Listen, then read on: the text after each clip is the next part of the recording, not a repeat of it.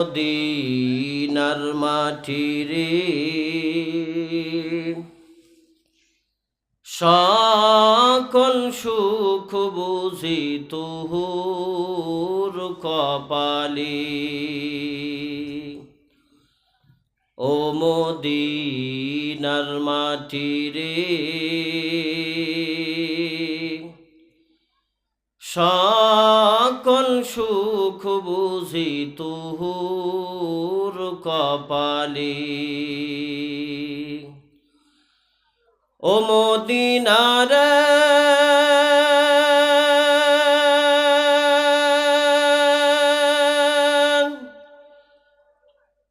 তোর বুকে আমার নবী, যার লাগি পাগল সবই, যার তরে হইল সৃষ্টি ত্রিভুবন।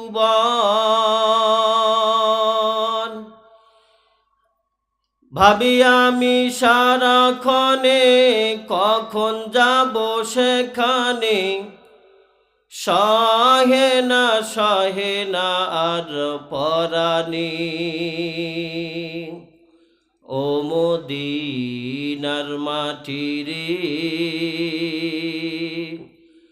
সকল সুখ বুঝি তুহুর কপালে। জামানায় মানুষ এখন জান্নাতের পথে নাকি জাহান্নামের পথে? বলেন, আপনারা কথা বলবেন, আমার ভালো লাগবে ইনশাল্লাহ। কেননা আপনারাই বলছেন, জবান দিছে কে? হ্যাঁ, চুপ করে থাকবেন না। বর্তমানে এখন মানুষগুলা, আমি নিজেও এখন জাহান্নামের পথে আমরা দৌড়াইতেছি। হুজুররা রাতকে রাত, ঘন্টার পর ঘন্টা পিছনের জামা টেনে ধরে বুঝাইতেছে, এই রাস্তা কিন্তু জাহান্নামের রাস্তা, তোমার এই দিক যেও না, এই দিকে যাও, এটা কিন্তু জান্নাতের পথ। বর্তমান জামানার যুবকেরা জান্নাতের পথ তো চিনেই না। আওয়াজ করে বলেন ঠিক কি না? আমিও তো একজন যুবক, এজন্য যুবকদের নসিহত করা দরকার আছে না নাই? কেননা আমার মন চায় যদি যুবকরা ভালো হয়, সমাজ ভালো। বুড়ারা যতই ফাজলেমু করুক, সব বুড়া সোজা। কেননা মসজিদের কানিতে বসে বসে দেখবেন, এই যে 101টা কাঠি আছে এত বড়, ওটার নাম কি? তসবি। ওটার নাম কি?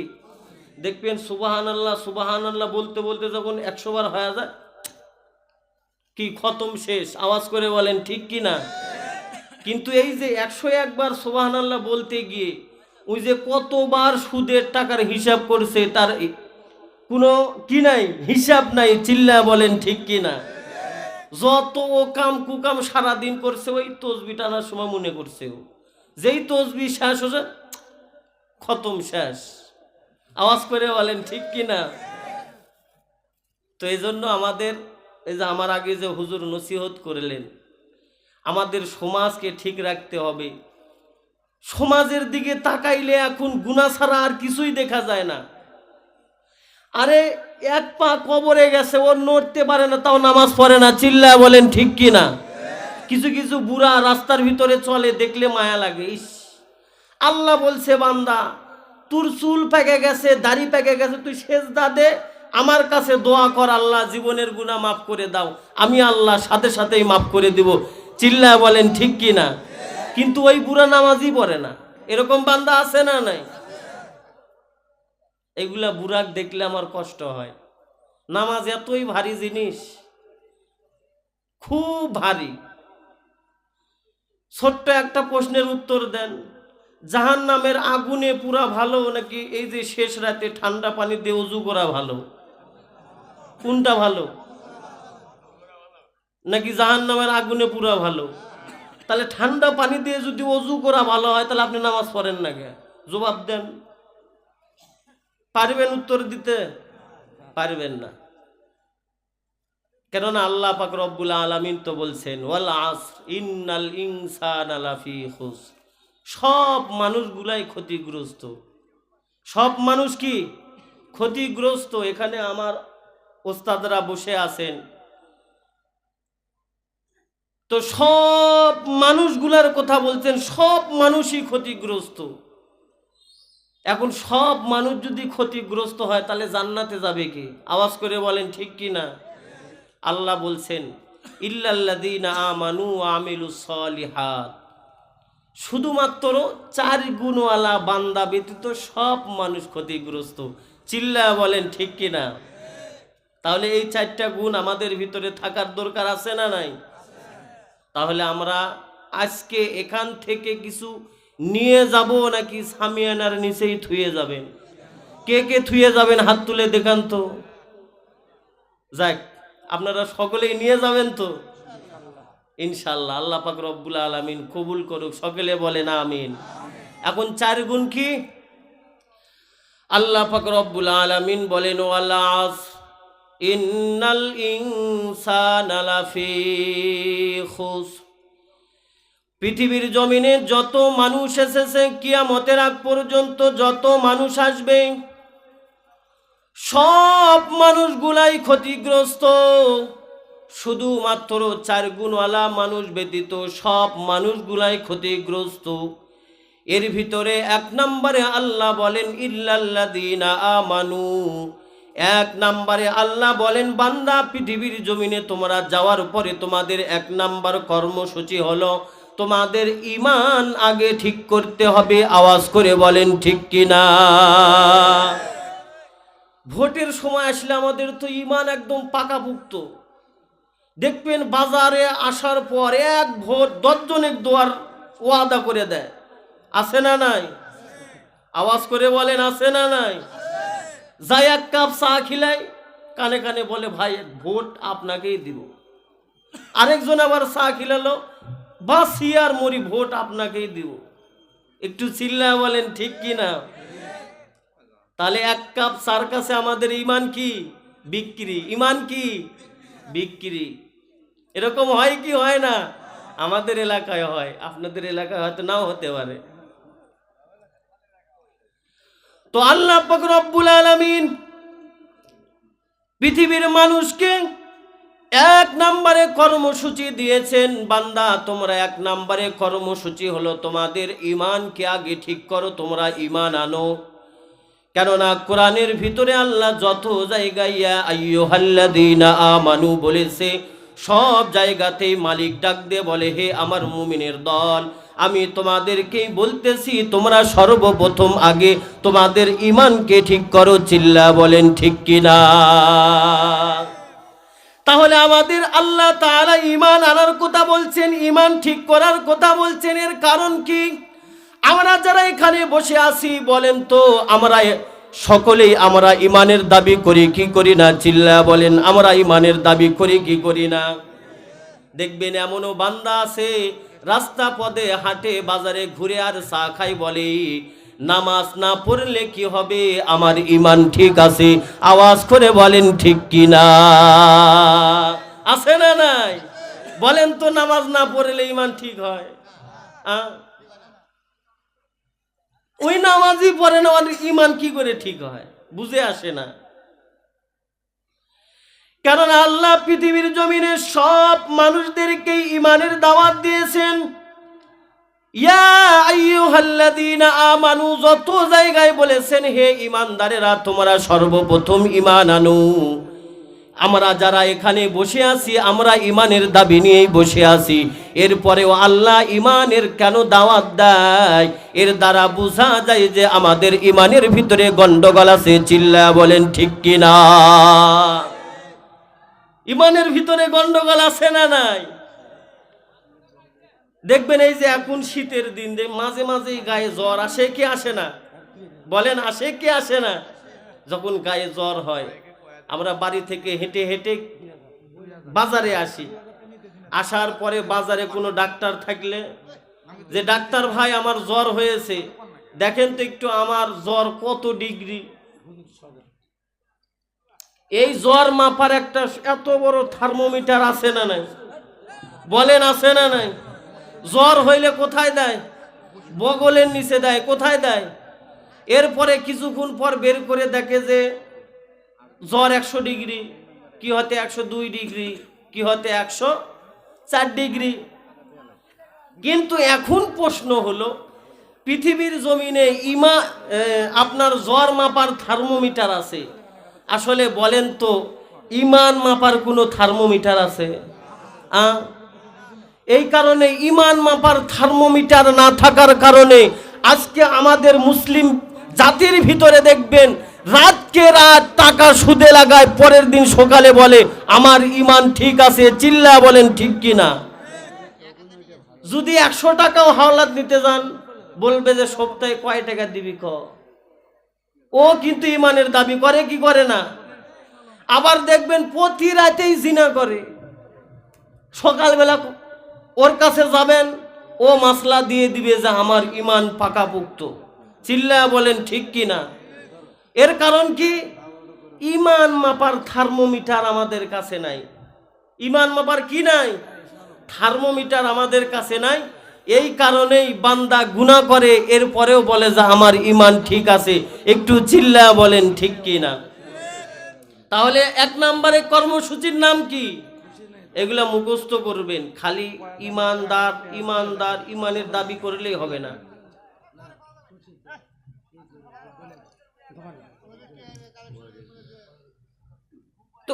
তো 1 নম্বরে কর্মসূচি হলো আল্লাহ পাক রব্বুল আলামিন বলেন ইল্লাল্লাযীনা আমানু ওয়া আমিলুস সলিহাত। বান্দা তুমি 1 নম্বরে ঈমান আনো, এরপরে তোমরা ঈমান আনার পাশাপাশি তোমরা নেক কাজ করো।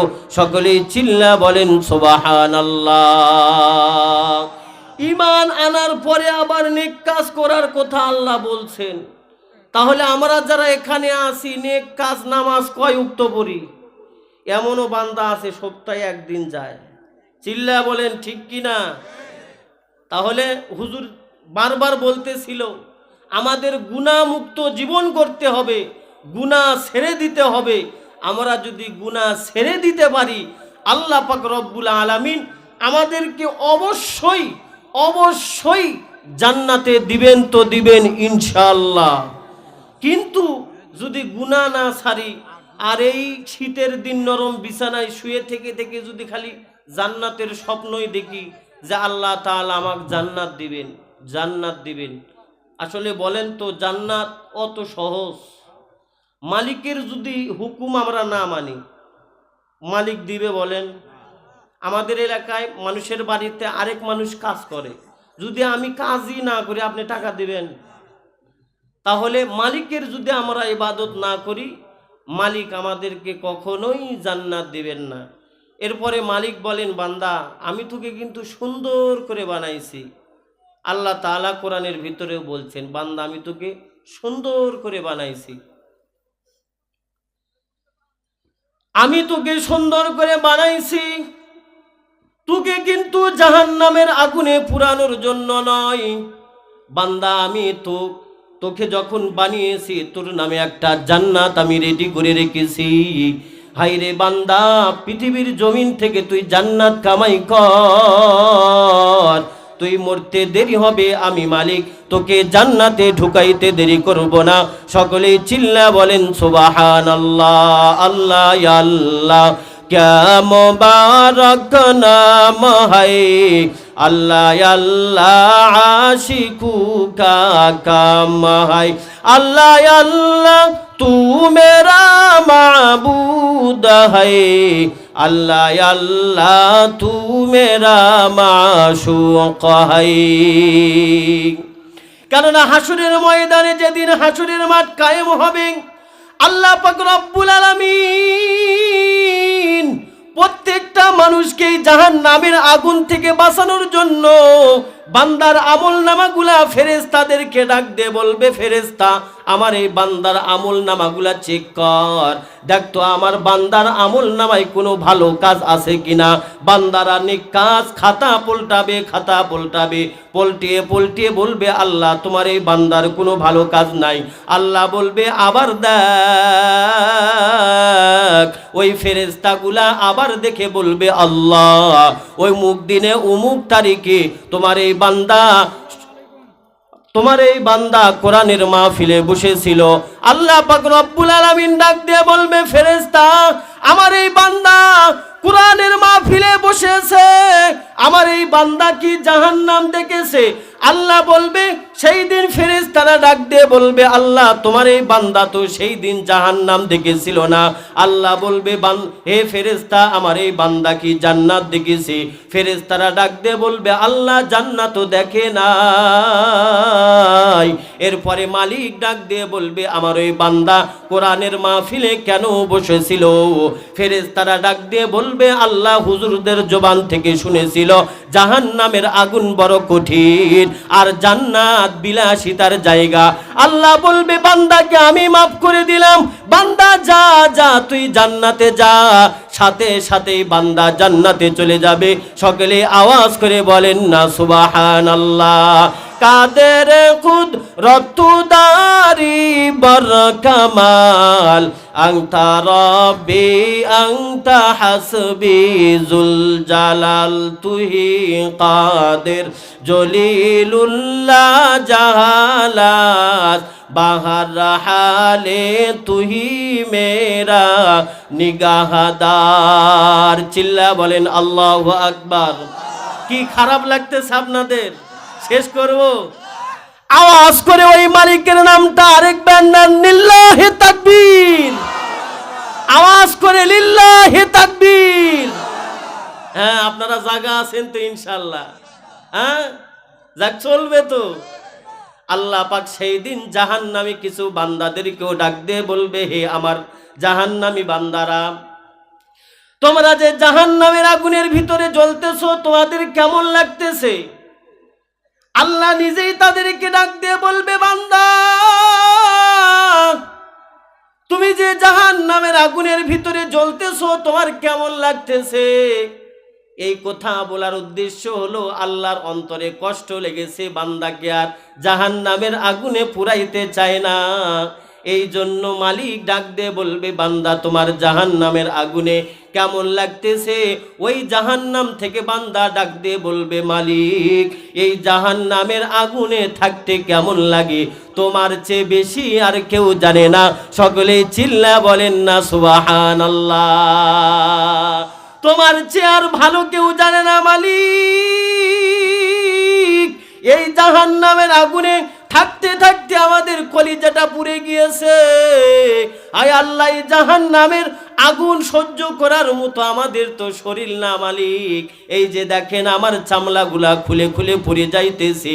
এরপরে ওই জাহান্নামী বান্দা সেই দিন ডাক দিয়ে বলবে, আল্লাহ এই জাহান্নামের আগুন থেকে যদি একটু মুক্তি দেন। আল্লাহ বলবে, বান্দা তোকে তো আমি মুক্তি দেওয়ার জন্যই এমন প্রশ্ন আমি করেছি। ওই দিন বান্দা ডাক দিয়ে বলবে, মালিক জাহান্নাম থেকে আমি দেখতেছি সামনে একটা বৃক্ষ দেখা যায়, একটা গাছ দেখা যায়, ওই গাছের নিকটে যদি একটু জায়গা দেন, আয় আল্লাহ তোমার গোলাম বড় তোমার উপরে খুশি হয়ে যায়। সকলেই চিল্লা বলেন না সুবহানাল্লাহ। আল্লাহ পাক রব্বুল আলামিন সেই দিন ওই বান্দাকে বলবে, বান্দা যা তুই গাছের নিকটে যাইতে চাস, কিন্তু তোর কাছে আমার একটা আবদার হলো, এরপরে কিন্তু আর কিছুই চাওয়া যাবে না আমার কাছে। ওই বান্দা জাহান্নামের আগুন থেকে মালিককে ডাক দিয়ে বলবে, মালিক আয় আল্লাহ ওই গাছের নিকটে জায়গা দিলি, আমি এই গোলাম তোমার কাছে আর কিছুই চাবো না। সকলেই চিল্লা বলেন না সুবহানাল্লাহ। हकीकत से तू दुनिया बेखबर है, दुनिया की नुमाइश पर नजर है, नमी गुयाम के आज दुनिया जुदा बाश, बाहर करे के बाशी बा खुदा बाश। चिल्ला बोलेन আল্লাহু আকবার। কি ভালো লাগতেছে আপনাদের? না শেষ করব? তো ওই জাহান্নামী বান্দা যখন মালিককে ডাক দিয়ে বলবে, মালিক আল্লাহ তোমার কাছে আর কিছুই চাবো না, ওই গাছের নিকটে একটু জায়গা দেন। আল্লাহ বলবে, ঠিক আছে আমি ওই গাছের নিকটে তোকে আমি জায়গা দিয়ে দিলাম। এরপরে বান্দা দৌড়িয়ে যখন জাহান্নাম থেকে ওই গাছের নিকটে যাবে, যাওয়ার পরে বান্দা দেখবে যে জাহান্নামের আগুনের তাপ তো এখানেও লাগতেছে। আমার শরীর সহ্য করতে পারতেছে না। জাহান্নামের ভিতরে যেমন কষ্ট ছিল, এই গাছের নিকটেও তো দেখতেছি এমনই কষ্ট। আবার ওই মালিককে ডাক দে বলবে, মালিক, আল্লাহ তোমার কাছে আমি ওয়াদা করেছি আর তোমার কাছে কিছুই চাবো না, কিন্তু আল্লাহ আর একটা বার আপনি আমার কথা শুনেন। সকলে চিল্লা বলেন না সুবহানাল্লাহ। আল্লাহ বলবে, বান্দা আবার কি চাস? বান্দা সেই দিন ডাক দিয়ে বলবে, মালিক, আল্লাহ আবার একটু সামনে দেখা যায় সুন্দর একটা বৃক্ষ দেখা যায়, একটা গাছ দেখা যায়। আল্লাহ ওই গাছের নিকটে জায়গা দিলে আমি আর কিছুই চাবো না, আমি ওয়াদা করলাম। আল্লাহ বলবে, বান্দা যা যা, তুই ওয়াদা করেছিস, আর তো কিছু চাবি না। বান্দা বলবে, না আল্লাহ আর কিছুই চাবো না। এরপরে বান্দা যখন ওই গাছের নিকটে যাবে, যাওয়ার পরে জান্নাতটা সামনে আসবে, জান্নাত কাছে এসে যাবে, আর জাহান্নামটা দূরে হয়ে যাবে। বান্দা দেখবে এখান থেকেও তো জাহান্নামের আগুনের তাপ লাগতেছে, এখানেও তো আমার শরীরটা পুড়ে যাইতেছে। বান্দা আবার ডাক দে বলবে, মালিক, আয় আল্লাহ, এখান থেকে আমি দেখতেছি জান্নাতটা অতি কাছে। আয় আল্লাহ, জান্নাতের ভিতরে কত মানুষগুলা ঘোরাঘুরি করতেছে, কত মানুষগুলা জান্নাতের নাজ নিয়ামত ভক্ষণ করতেছে। আয় আল্লাহ, কত বউ নিয়ে ঘুরতেছে। আওয়াজ করে বলেন সুবহানাল্লাহ। জান্নাতীদের সেই দিন বউ থাকবে কি থাকবে না? চিল্লা বলেন। হ্যাঁ, একটা। সেই দিন জান্নাতীদের হাজার হাজার বউ থাকবে।